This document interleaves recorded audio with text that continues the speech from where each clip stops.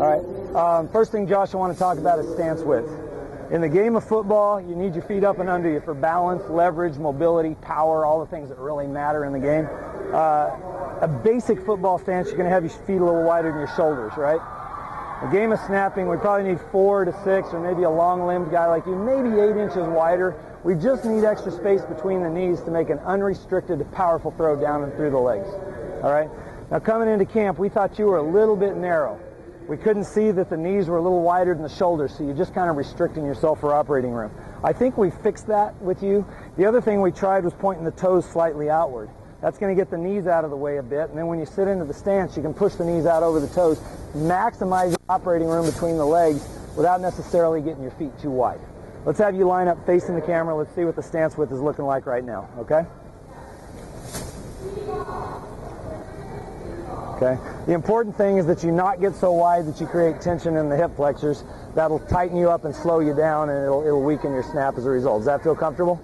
Looks really good. Go ahead and stand up, step back where you were, over here. The other things we had coming in, and a couple of these things went away real fast, so I don't know how much we want to worry about them. But you're frog squatting, which means that you had your hips way lower than your shoulders. We've talked about the shoulders to hip slope angle. We've talked about the arrow concept, where the upper and lower bodies meet. Wherever that arrow's pointed is pretty much where the ball's going to go. So setting up like that, your arrow's pointed into the ground. You're either going to throw it into the ground, or you're going to be trying to aim while you're in motion, which is going to be a lot less consistent than if your arrow's already pointed where it needs to be. And all we simply need to do is send the energy into that arrow pointing towards your target. Make sense? All right. So that's what we're working on there. A little bit low to the ground, but when you frog squat, a couple of things happen that can be real problematic. Number one, way too much knee bends. You get beyond 90, it's not a powerful, quick, explosive beginning position. You can't recover and go in the opposite direction as quickly and energetically as you would if you're less than 90 in the knee bends. The other thing that can happen, and we really didn't have this in your case, is sometimes you can get too far from the ball, so you'll get really tense and lock jointed up front. You don't have that, but be aware. Essentially what we needed to do was unbend the knees a little bit, raise the rear relative to the front end, so that we can get your shoulders to hips for a blind snapper pretty much horizontal to the ground. That'll allow energy during the motion to travel down the spine, through the hips towards your target, and as you drive with the legs, back up into the hips towards your target so that those energies can converge and combine and send as much power and acceleration towards your punter as possible into the football. Make sense? All right. The last thing we had, because you were frog squatting, you tend to sit on your heels. Okay?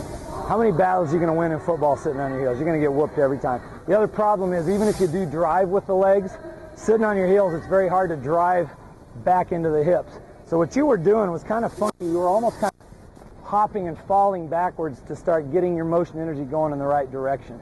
What we'll see more often than that is guys' leg drive will be straight up, so it's not contributing to the snap, but that's not your problem, okay? Hopping a little bit. We really want to be driving off the balls of the feet back into the hips, kind of like dodging an inside pitch. You ever play baseball? Same kind of concept. And instead of doing that, you were kind of doing this, not really driving with the legs. We can improve that a ton. The last thing that was very problematic is you were popping up the head early. When you do that, you send half your energy in the wrong direction, and you also cut short the follow-through, and that's going to compromise your accuracy. But we corrected that like in a heartbeat. You're very coachable, seriously. So I'm not that concerned right now. Let's get you on camera. Let's manipulate you. Let's see what you're looking like, okay?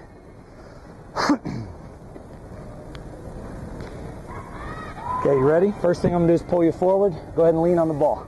That gets your knee bend to 90 or less, straightens the back, fully extends the arms. Then I'm going to raise you up, maximizing operating room under your torso.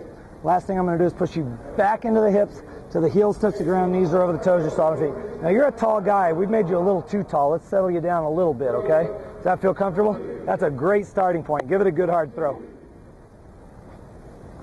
That is on your way to world class. How'd it feel? Okay. Now we had one other problem. Could you do me a favor, Mr. Castleberry? In my blue bag inside the big black bag are cones.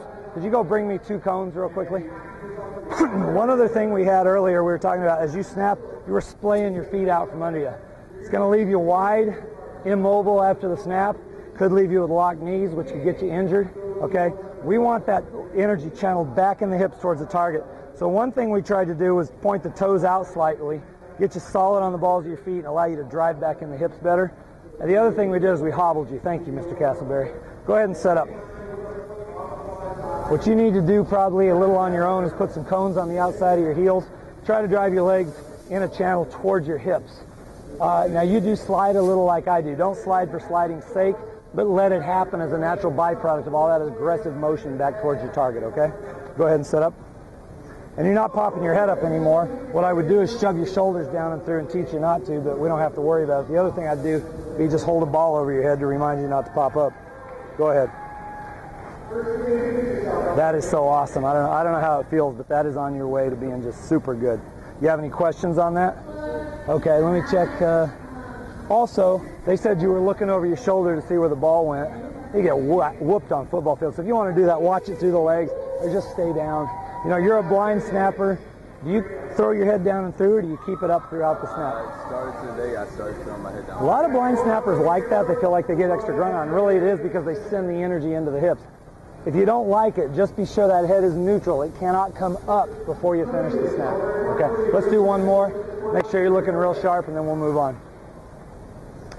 You're looking extremely athletic. Now, the knees are a little ahead of the toes. You like to get a little weight forward now. Let's push you back and get you balanced by putting the knees right over the toes, okay? And you're getting more leg drive. I hope that feels good. You don't have to hop 1.5 yards either. Maybe you're overdoing that. Let's do one more. It'll be the last one. And Evan, we already filmed, so we'll rotate y'all back into the group here in just a second. Feeling comfortable? Now, we might be restricting you a little much here, so let's go ahead and move those cones out just a touch. Legs splaying out sends energy to the sidelines, not back towards your target. That right there is looking awesome. I hope you feel good about it. Now, as your confidence grows with the fundamentals being as sound as they are now, you're going to be able to throw harder and harder without losing accuracy. And as you do that, the legs are going to integrate more. You're going to start getting more lower body motion energy generated and also channeled into the snap. Any questions? Looking good. Okay, Josh, stance width, I think we got it nailed down. You're not frog squatting and you're not popping up. Do me a favor. Go down a little lower if you feel like you need to so you don't dippy-do that rear at the start. Quick explosive throw. Let's go. That right there is world class. Okay. Okay, again, without popping up, don't get too forward.